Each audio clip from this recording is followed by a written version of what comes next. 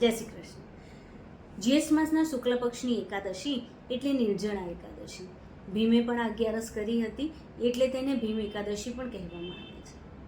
આજના દિવસે જળનું દાન કરવાનું ખૂબ મહત્વ છે.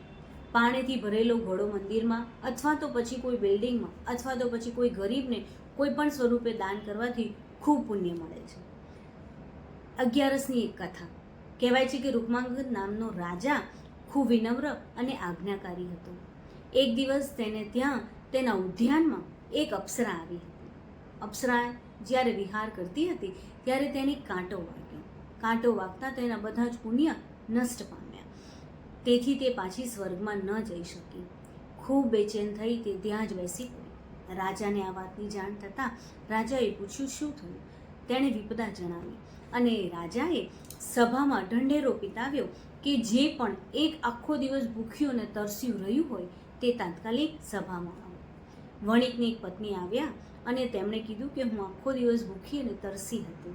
તેથી તે પત્નીનું પુણ્ય તે અપ્સરાને મળતા તે અપ્સરા પાછી સ્વર્ગમાં ગઈ.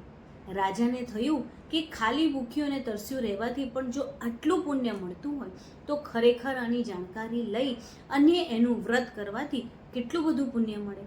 અને ખરેખર તેમણે પોતાના ગુરુને બોલાવી આખા પરિવાર સાથે તે નિયમ લીધો કે હવે પછી જ્યારે પણ એકાદશીની વ્રત આવશે ત્યારે હું મારા પરિવાર સાથે ચોક્કસ આ વ્રત કથા કરીશ. જય શ્રી કૃષ્ણ.